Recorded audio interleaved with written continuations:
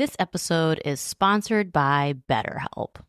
The holidays are over, the decorations are down, and suddenly everything feels a little empty. It's normal to feel the winter blues after the holiday excitement. January, February, and March are by far my least favorite months of the year. It's cold and dark, and I have to get some extra vitamin D on board. I also need to keep my regular scheduled appointments with my therapist. So if you're feeling that post-holiday funk, I definitely suggest you checking out BetterHelp because maybe it's time to talk. You might also be one of those people like me who makes New Year's resolutions and you get super motivated. So maybe you need someone behind you to hold you accountable and come up with a plan to meet your goals. BetterHelp is super convenient, totally online. You have a therapist right at your fingertips whenever you need them. So head over to betterhelp.com/wifeofcrime1 to get 10% off your first month. That's betterhelp.com/wifeofcrime1 for 10% off your first month. This podcast is an unscripted, unedited conversation about true crime. We take the cases very seriously, but I don't take myself seriously at all. And neither should you. Welcome to Wife of Crime. So, Russ, we've been rewatching The Sopranos, and it turns out it's just as good as the first two times we saw it. But it made me think, has there ever been a female mafia boss?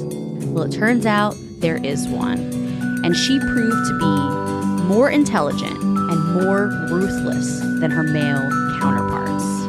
This is the case of Maria, the little one, Licciardi.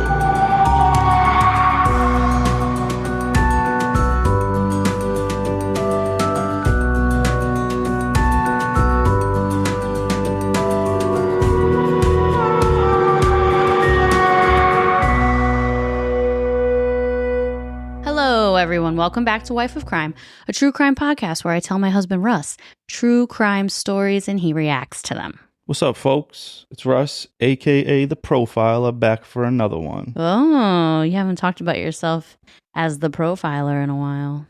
Well, every now and then I got to make a comeback. You know what I learned this week? What?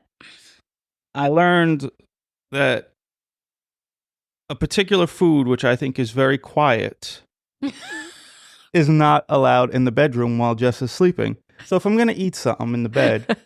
I'm not like Jess, right? So I've never seen anyone do this before. So annoying. Let me take a sip of this beer real quick. You literally just put all of my business out for the world to hear. So if someone eats a chip, they normally just put the whole chip in their mouth, right? Jess in bed will bite a chip in half, and then she used to like flick the crumbs off of it like a cigarette. In bed. You're such an exaggerator. This is true. You like tink, tink, tink. You bite it. First of all, if you're eating chips in the bed, you're supposed to eat the whole thing so you don't get crumbs. You are such an exaggerator. Did you bite one chip in half? Do you bite the chips in half? Answer the question. Well, I used to bite the chips in half, but I didn't flick the crumbs. You like put it away from you so the crumbs didn't get on you and it got on the bed. So Jess is sleeping the other day, and I'm like, oh, I'll eat some fruit snacks. They're super quiet. Do you know, bro? She was like, stop eating the fruit snacks. So, because how does she even have room to talk? When I'm eating, she brings in 8 paleo strings cheese, a bag of chips, and pistachios and starts cracking and crunching away. But you're not sleeping. No, okay? Sometimes. And I had to work the next morning, and it was 2 a.m., and I have to be up at 5:30. Fruit snacks are quiet. No, it was not quiet because, first of all, you opened up the wrapper, right? Then finally, you got them in your mouth, and then all I heard was a bunch of chewing mouth sloshing noises, and I'm just trying to sleep. No, so are there any other husbands that aren't even allowed to eat quiet snacks while your wife is sleeping? Because fruit snacks are quiet. There's not even a crunch. Well, I'll have you know that because of that situation... She tries to fit a whole chip in her mouth now. No, because of that situation the other day, I ordered earplugs and an eye mask, and it showed up today. Oh. So I will be using it tonight when we sleep because so Russ stays up so much later than me on my nights I work because I have to be up at 5:30. So I try to go to sleep by like 11 and he's up. Usually he ate a weed edible. So he's up laughing to himself, watching some show. Watching Impractical like Jokers. 2 a.m. Crying. And he's like trying to laugh quietly. But for some reason, you just got this brilliant idea to eat fruit snacks mad loud at 2 in the morning. I was eating with my mouth closed. Okay. So that's on you. Well, thanks for putting all my business out there. Yeah, who bites one chip in half? I don't do You're that. not even human. I don't do that anymore. All right, well, I have some true crime news to talk about. We have listeners in Kentucky. Shout out to you guys. I hope you're all safe. The bourbon makers. Did you hear about the mass shooter in Kentucky who just opened fire on the highway and shot 5 people, just randomly shot random cars? Wow, I didn't hear about that. So he has an AR-15. His name is Joseph Couch. He decides he wants to shoot up a highway. He shot up a bunch of cars. 5 people are injured with gunshot wounds. 8 people total are injured because then accidents happen. Well, of course, yeah. From the cars all crashing into each other. Too bad no one ran his ass over. So he was like in the trees. What? Now it's day 3. They still haven't found him. He's still out there. So they know who did it. Yes, because he texted his ex-wife and said, I'm going to go kill a bunch of people. And then he said, and I'll kill myself after. Well, hopefully this rat bastard's dead, or hopefully they catch him. Well, there's a $15,000 reward out right now for him. They have K9 units. They have helicopters. Everyone, it's like a very small town where he's at, and he's just hiding in their woods. How scary is that? You know what kills me? These little minuscule rewards of $15,000. Like, it's still a lot of money, but the amount we get taxed... Mm-hmm. These rewards to get these criminals could be a little bit better, folks. Yeah. Well, they're not factoring in inflation. Well, no, they're not. But imagine living in that town, how scary that is, knowing that this mass shooter is out on the run. He's like hiding in the woods, possibly behind your house. He might be dead. He might be, but they're going on like day 3 now of not finding him.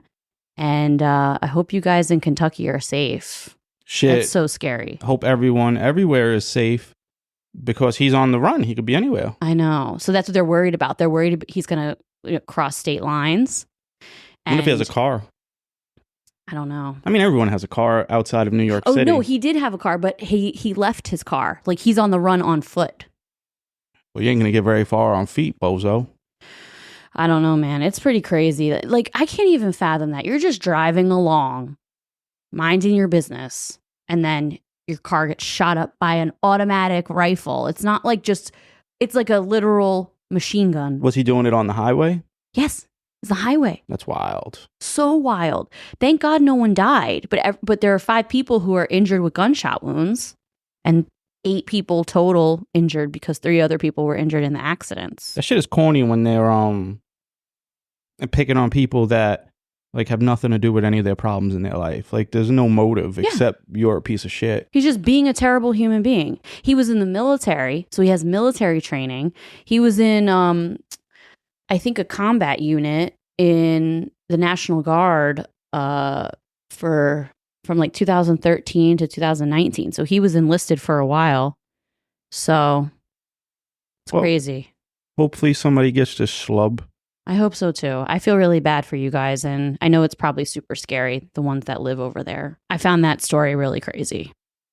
All right, folks. So every week, as you guys know, I do a review of the week, and I usually pick it out right before we start, which I did today. You never truly prepared. But it still gets done. It does. So this one is from Hope Not So Dope. It says, #Jess is the mold. 5 stars.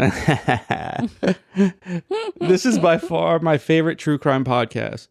Jess and Russ offer perspective that is truly unique in the true crime world. Russ adds hilarious commentary to the stories Jess tells. Jess grew on me over time, and now I love her too. Aw. Thanks for keeping me entertained all these years. So shout out to you for Jess being the mold.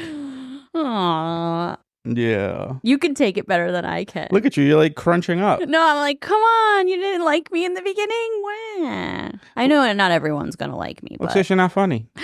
I am. All right. So also we have the Patreon. We have a bunch of episodes and some merch and stuff you get over there. And we are planning to do another Blabber Time, aka Q&A episode. It's where our patrons ask us questions that they want to know about us, and or just stuff they want us to talk about, and we just have a conversation and talk about it. And we just did the new Lacey Peterson documentary on Netflix. We covered that one in our latest True Crime and Chill episode. Now you may go. Yeah. All right. So then I shout you guys out for joining. This week's Patreons are, I'm going to butcher this one. I'm going to say it 2 different ways. Frijoles or frijoles. I don't know what your name is. Shout out to you, though. Majesta, Elise, Karen, Kelly, Katie, Lynn, Lisa, Amanda, Sarah, Aaliyah, Kathleen, Chance, Shira, Marianne, Erin, Patricia, Oxy, Kelly, Sybil, Kiki, Emil, Cherry, Sherry, Clarissa, Nikki, Jose, and Jess. So shout out to you guys. Appreciate Shout out you to all. you. Thank you. Cheers. Cheers, everybody. All right. Well, we recently started rewatching, for me for the 3rd time, for you for the 2nd time, the show The Sopranos. And I have to say, even after watching it twice, I'm still thoroughly enjoying it. Yeah, it's really good. It starts out seeming like it's a comedy the first few episodes, then they try to get serious eventually. Yeah, definitely. I feel like they wanted it to be like satire in the beginning. But I think that like everyone took it, seriously, and it is like based on a true-ish story. Like they based it on an actual mafia guy. Like Tony Soprano is playing the role of someone who actually existed. So then I think after the first like episode of it being a little, I don't know, satirical and like a little bit of a comedy, they realized, oh wait, people are really into this, and this is kind of how they actually act. Such a good show. Which is really funny. So while we were watching the show, I started thinking, has there ever been a female mafia boss? Like Griselda, but she was the cartel. Yes. So I wanted to know, because the way that Italian mafia has their gender roles set up, right? When you're a woman in a mob family, your job is to stay loyal and keep your mouth shut, essentially. And the rest of the women in this world should follow heed. Oh, shut up. You need to do what you're told, cook the food. Oh, God, Russ, whatever. So we watched the show Griselda as well recently. And that was so good. That was a fabulous show, too. And it was also like crazy how ruthless she was. And I started wondering, when it comes to Italian mafias, were there any female bosses? And it just so happens that there was one. That there is one, because she is not dead. She is still alive. And today, I'm going to tell you the case of one of the only female mafia bosses in Italy. And she is the first female mafia boss. And her name is Maria Licciardi. Are you ready? Hell yeah. Maria Licciardi, a.k.a.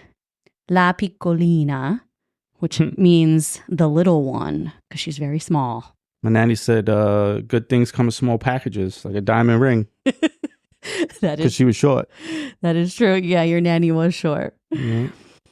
Well, Maria Licciardi, a.k.a. La Piccolina, the little one, is a well-known figure in the world of organized crime in Italy. She was born in Naples in 1951. She became one of the few women to lead a powerful mafia clan in the Camorra. a criminal organization based in Naples. To understand how she rose to power and the impact of her leadership, it's really important to know more about the Camorra and its inner workings. Have you ever heard of the Camorra? I think that's a move in like a grappling move, like a submission. Oh, well, have you ever heard of the Camorra in relation to the mafia? No. So in the Italian mob world, you have 3 different mafias, okay? The Sicilian mafia, the Cosa Nostra, are the ones that most people are familiar with, okay? That is the ones that came to America and formed the 5 families in New York. So we're talking The Godfather, Goodfellas, Casino. That's what we know as the Italian mafia. The ones that look cool on TV. They do. Tony Soprano. Yeah. All of them. But there are 2 other Italian mafias that are very prominent in Italy. They are the 'Ndrangheta and the Camorra.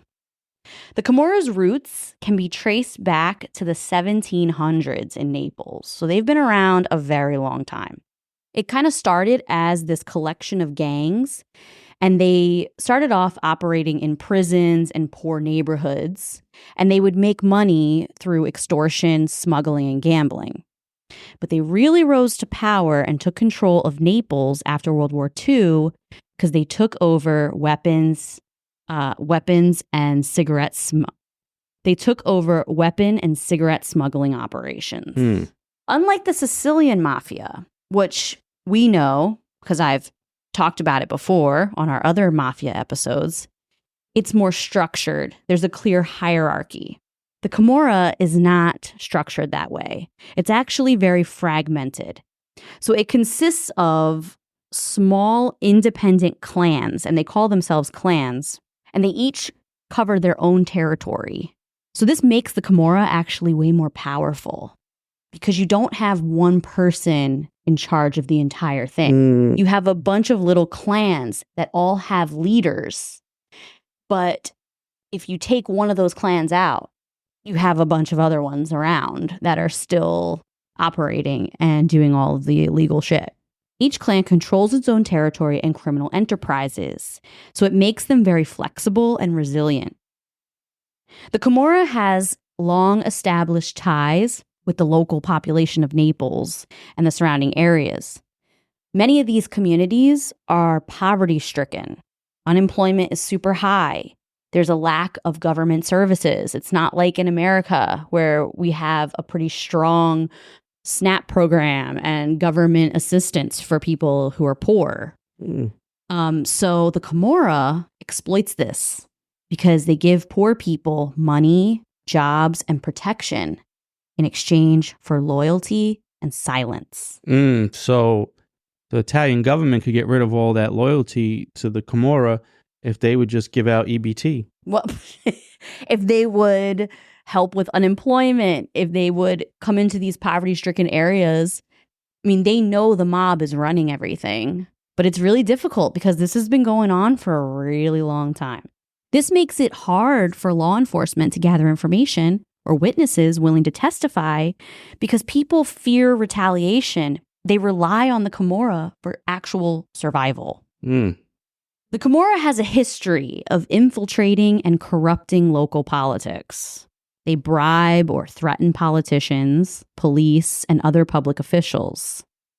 I feel like in the Bronx, you don't got to bribe anyone to not tell. People just aren't going to tell anyway. Yeah, but I'm talking about law enforcement. Like, you see that? No, I'm good. Okay, so even the cops are in on it, is what you're saying. Well, they bribe them. Yeah. So one of the Camorra's greatest strengths is its ability to adapt to changing circumstances. Over the years, they have diversified their criminal activities. They originally were mainly involved in things like extortion and smuggling, but then they later expanded to drug trafficking, money laundering, human trafficking, Damn. and even legitimate businesses. So one thing I learned in my research is that not just the Camorra, but all of the Italian mafias are heavily involved in agriculture and Italy's food system. Italy's food is the main source of income for that country. So they're farmers now. Well, no, they exploit these farmers. Oh. They extort them. The mafia has a stronghold on agriculture in that country. Imported goods like your favorite olive oils, pastas, are most likely all controlled by the mafia. So my Costco olive oil might be coming from the mafia. It could be. Dang, Co. Those olives might be. Hey, the Co got to get it how they can. It's actually really sad, though, when you think about it. Like, say you're a family farm, you're producing olives or wine or whatever, and the mob comes in and says, give me 10% of your business or I kill you or I burn your farm down. That's crazy. Like, it's really crazy. And it's kind of sad when you think about it, but all the mafias are involved in this. And the food system is huge. I mean, they bring in billions of dollars a year just from the food system. One big thing that makes the Camorra different from the other mafias is that these clans are all based on family ties, which strengthens their internal loyalty. These leaders are usually related by blood or marriage, making it difficult for family members to infiltrate the organization or turn members against each other. We see in the Cosa Nostra, the mafia that we're used to hearing about, there are way more instances of people being rats. Go ahead, say it. You're a rat. R.I.P. Big Ange. R.I.P. Big Ange. So this family loyalty means that betrayal within the group and people being rats is very rare. Last year, Save More Money was the most popular New Year's resolution in America. Clearly, a lot of us feel like our money is slipping through our fingers. Well, I don't know about you, but I'm not the best saver, and I don't know much about investing until I started saving and investing with Acorns.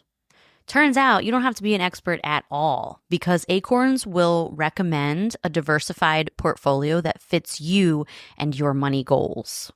And I always thought that when people say, ooh, I invest in stocks, that they had a ton of money or something. Well, you don't need to be rich. Acorns lets you invest with the spare money you've got right now. You can literally start with $5. And you guys are spending that at Starbucks on these fancy lattes. So skip the coffee and invest with Acorns.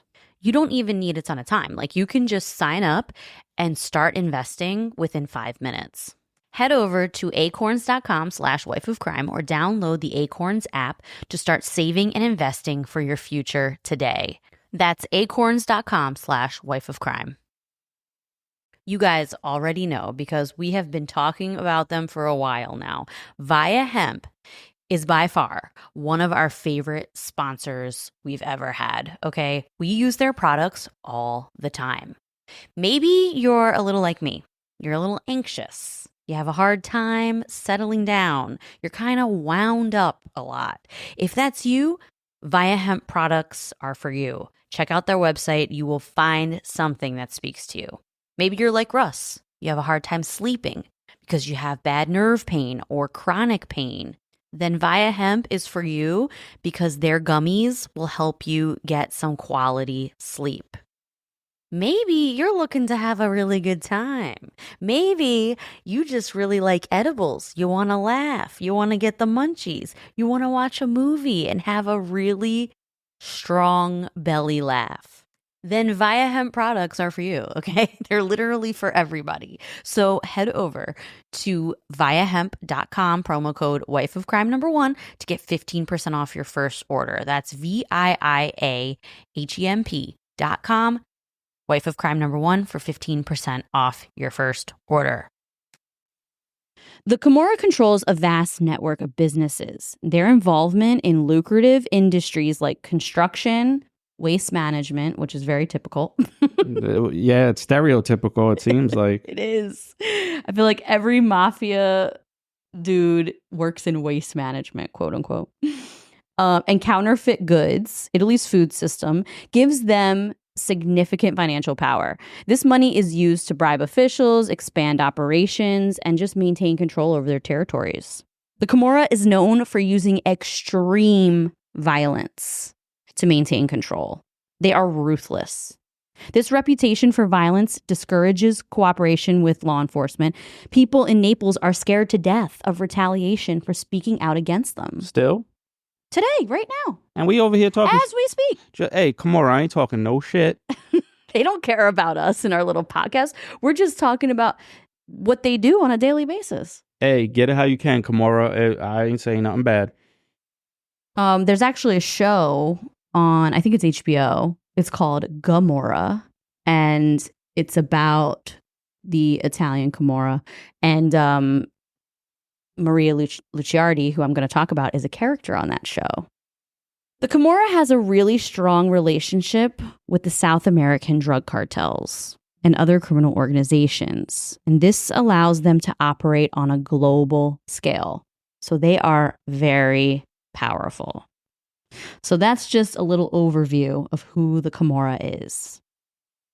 Maria Licciardi was born in 1951 into a family that was heavily involved in the Camorra. She grew up in Naples, a city that has been and continues to be deeply rooted in organized crime.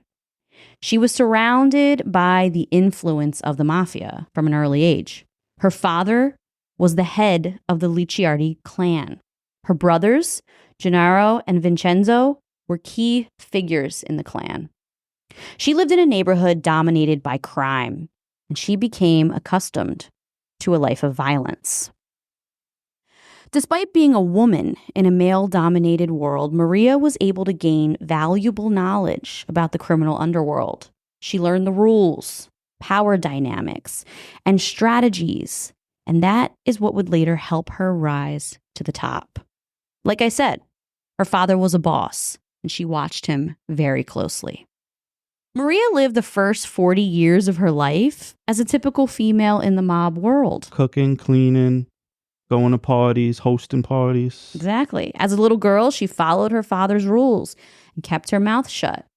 As an adult, she married a man who was made, and his name was Antonio. She lived her married life as a mob wife, cooking, cleaning, raising the kids, and above all, remain loyal and keep your mouth shut. But in the 1990s, when her husband and brothers were arrested, Maria would step up and begin leading the Licciardi clan. I wonder if there was conflict between her and her brothers, because brothers think, like, I'm next up. No, she was the last of her brothers. They were both arrested. Oh. And her husband was arrested. Did you say that and I missed it? Mm-hmm. Oh.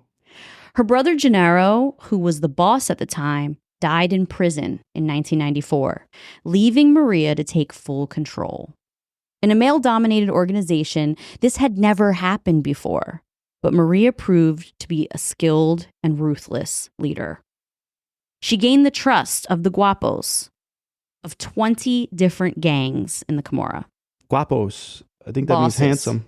Oh, but I thought in Spanish, like, muy guapo. Oh, yeah. Well, guapos also can mean bosses. Because that was always, like, how all the Spanish girls referred to me as guapo. Oh, so I knew. She used her negotiation skills to convince them that fighting with each other was bad for business, and that working together would bring in more money and avoid unnecessary killings. Her approach worked, and for several months, there were no mafia-related killings in Naples. This peace treaty among the clans was called the Secondigliano Alliance, and it was all Maria Licciardi's idea. However, a gang war eventually broke out over a large shipment of heroin from Istanbul. People always get greedy. Yep. The heroin was too pure, making it dangerous for users. Licciardi refused to sell it and wanted to send it back, but a rival clan, the Lorusso family, ignored her and sold the drugs anyway. As a result, nearly a dozen people died from overdoses, and these deaths caught the attention of the police. That's so stupid. You'd think that you wouldn't want to kill your customers. Exactly. That's what she was saying. Like, you kill them all, then who are we selling to? Like, this is common sense. And she was so right about that. So these deaths caught the attention of the police, who started arresting local criminals. And the peace that Licciardi had created between these gangs completely fell apart. Rival clans started attacking her group. Over 8 days, several of her clan members were killed, including her nephew, who she absolutely loved and adored. So Maria wanted revenge, and she fought back. The police believe that she ordered the murder of 30 people. Damn. Exactly. I wonder how many people are in these clans. So they say there's about 180 clans total. So I don't know exactly how many that is, but she specifically ordered the murder of 30 people. But she was only in charge of her own clan because there isn't no head boss. Yeah, she's the one boss them. of her clan. Like, yeah. I wonder how many people under her, you know? Yeah, yeah. It's interesting to see, like, you know, when armies go to war, you're like, oh, they have more people. They're probably going to win. Mm-hmm. As Maria Licciardi rose to power, she began expanding Camorra's drug trade. Licciardi also got the clan involved in other illegal activities such as extortion, money laundering, and illegal gambling. Sadly, she got heavily involved in human trafficking. Yeah, it's the worst one. Particularly forcing young girls from Eastern Europe under the age of 18 into prostitution. Like Taken. Yes, like Taken, exactly. So she's a bit of a scumbag. Like, listen, she's a woman, so it's kind of interesting to me that in this world of the mob, when women are supposed to just stay quiet and do what you're told and clean and cook and yada yada, that she would rise to the top and become so powerful. It's very interesting. However, we can't negate the fact that Maria Licciardi is a scumbag piece of shit. Well, you know, she's a bad person. That's selling people. It's basically slavery. It's slavery, 100%. And you know, like, I don't particularly care when, like, drug dealers doesn't bother me, whatever. You're selling drugs. I don't care that much. When it comes to extorting legitimate businesses, that's some scumbag shit to me. Well, it's kind of like other things that I think about. Like, when you're selling drugs, you kind of know what you're putting yourself in harm's way. Mm-hmm. Like, you know, this, like, it's just much more dangerous. Like any other certain careers you take on, you take risks. And when you're a drug dealer, you take on those risks. No, definitely. But I also think, like, I don't really care if people sell drugs, to be honest with you. I don't. That's definitely a hot take. People will disagree with me on that. I don't care if people sell drugs. I really just find extortion and selling people 10 times worse and horrible. And that's what she got into. And she made a lot of money selling girls. And it's crazy. A lot of times these people have so much money that they couldn't spend it in multiple lifetimes, but that doesn't matter to them. They just keep going. So it's almost like it's not always about the money. It's about the power too. Oh, for sure. She was super power hungry. She is super power hungry. This is definitely about power. Absolutely. Maria's business sense allowed her to keep control over various clans. So she maintained that peace treaty for a while, and this expanded her influence. She understood how to run both illegal and legitimate businesses because she had multiple legitimate businesses under her name as well. Of course, you got all that money, you got to diversify. You absolutely have to diversify. You also need legitimate businesses because you need to clean your money from the illegal businesses. True that. And that's what she used it for. She used these companies to launder all the organization's money. But despite her success, Maria Licciardi eventually became a target for law enforcement. The Italian government had stepped up its efforts to crack down on organized crime, and in the late 1990s, many of the members of the Camorra were being arrested. She avoided arrest until 1999. The police issued a warrant for her arrest. While they caught 13 mafia bosses in a raid, she escaped and went into hiding. She remained on the run until 2001, when she was caught by police in a car outside Naples. Oh, she stayed in Naples. I thought she would have, Ran away. Yeah. No, she's trying to run her shit. She's still running her businesses and everything. Her arrest was a huge blow to the Camorra, though the organization continued to operate under a new leader. Maria served several years in prison before being released in 2009. However, all her activities didn't go unnoticed. She ended up running the Camorra again for another 10 years. And then in 2019, she was arrested again. Even though she tried to keep a low profile, authorities still saw her as a major figure in the Camorra. Ever since she was arrested, Licciardi has been in prison, living under strict conditions of isolation as required by the Italian law. I wonder if she's living like Goodfellas, though. Like they had the steaks having delivered Sunday to them. dinner. Yeah. Having brajol. That's what we're going to have tonight. I'm cooking brajol. It's very, I'm going with a theme today.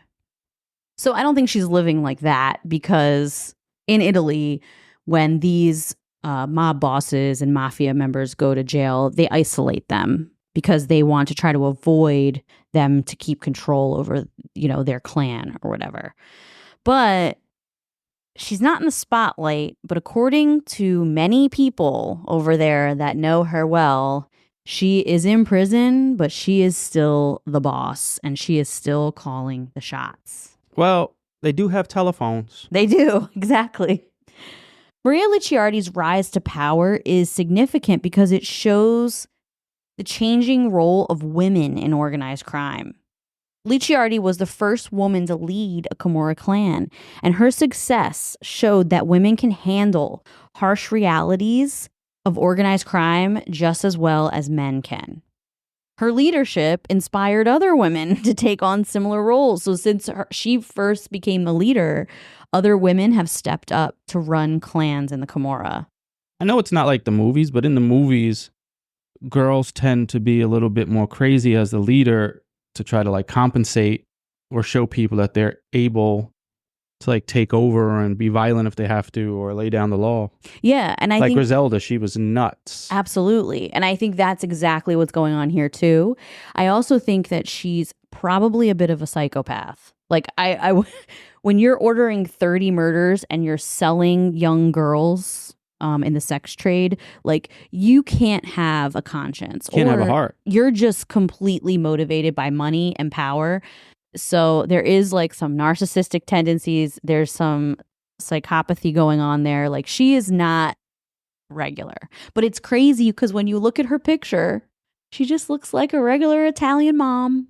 You mean she doesn't have like look like a Long Island mom? She looks like a Long Island mom. Oh yeah, she got like the fluffy hair a little bit. She doesn't look like a mob wife aesthetic, like with leopard print and all that. She just looks like a regular Long Island, lady in her 60s who cooks Sunday dinner for her family. Like she just looks so normal, which is super crazy. What's Maria's last name again? Licciardi.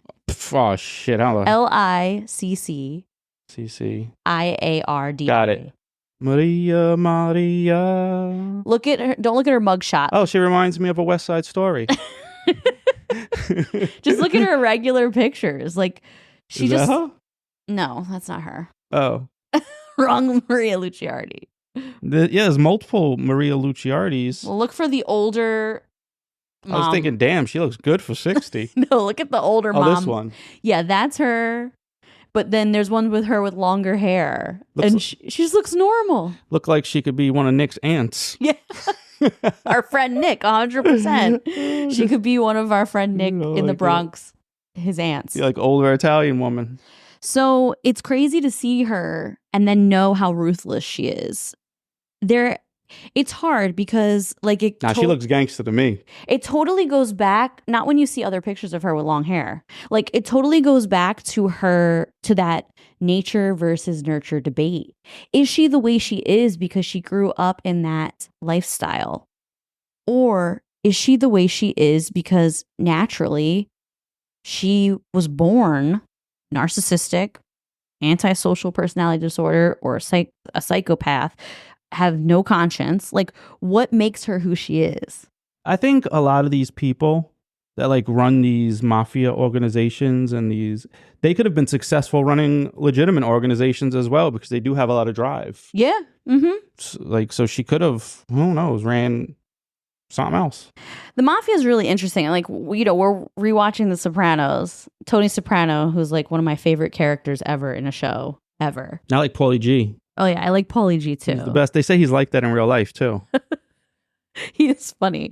But all of those characters, like, they're actually... The reason The Sopranos was so brilliant is because they're so likable. Yes. And when you think of mafia people, mafia bosses, people who literally just murder people all the time and That's not extort people. all they do. No, but people who extort people and murder people and do really bad things and live a life of crime.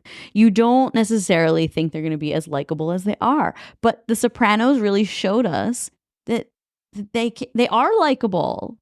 And it's the same with Maria. She's done horrible things. But according to a lot of people who know her, and when you look at pictures of her, she seems like a very regular person, which is really weird. And it's a weird paradox. It's also really interesting that as a woman, she rose to power, like I said, and it's just, it's like you could almost commemorate her or congratulate her for rising to power if it wasn't that she was doing it in the mafia. I wonder, being that she was a woman and she rose to power, I wonder if she forgot how to make a sammit. Shut up. You're an idiot. And the fact that you call it a sammit, I mean, that's how he says sandwich all the time. I know how to say sandwich. I like saying I know, sammit. but you like saying sammit, so that's what you say. I wonder if she could still make a good sammit. An Italian club. Maria Licciardi's story highlights both the power and the resilience of the Camorra. Her ability to rise to the top in a male-dominated world shows her intelligence, strategic thinking, and ruthlessness. Even after her arrest, the Camorra continued to operate, proving how difficult it is to dismantle this organization. Licciardi's influence on the Camorra helped shape its modern structure and expanded its global reach. I mean, she's the one who came up with that Secondigliano alliance, which to me seems like common sense. Like, why are we killing each other? We should be working together. We're all in the Camorra. We should be working together to make tons more money. Well, eventually someone sees other people making more money than them and they get jealous. Yeah, true. Her legacy as one of the most significant female mafia bosses in history remains a symbol of how organized crime adapts to survive.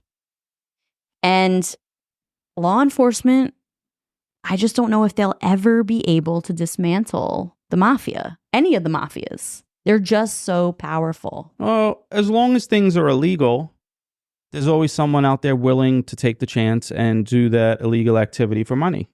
It's true. So, like now they legalize weed. I wonder if there's less arrests and stuff. Mm-hmm. I mean, I know everyone's smoking weed everywhere now. True. But and if you're interested in some edibles, yeah, you can go to viiahemp.com/wifeofcrime1. Oh, yeah. They give you a good percentage off. Just tell them you know me. Shameless plug. But no, it's true. Like they keep, a lot of people think we should decriminalize prostitution. Like women that are willing to be prostitutes and like it's their choice, their body, their choice.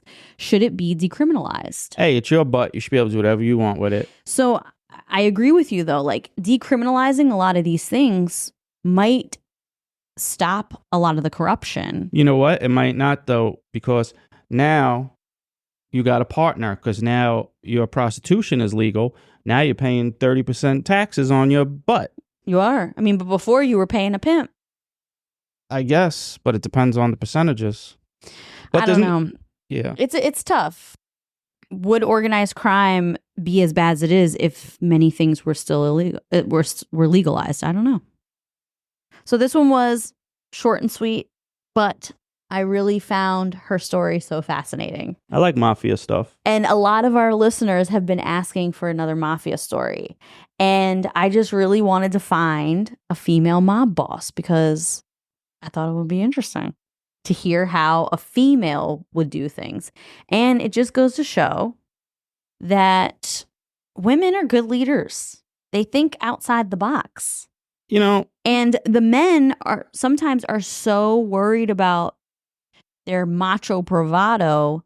They're not thinking like, oh, wait, let's form an allegiance with each other and actually make a ton more money. Like, that's a very man thing to do, keep it competitive. Where a woman's like, we don't need to compete with each other. Like, we're all part of the same thing. Let's go. I wonder. That probably goes both ways, though. There's women out there that don't want to kill you and take over, too. Well, she definitely wanted to kill people. Yeah. So, Anyway, I found this story super fascinating, and I hope you did too, Russell.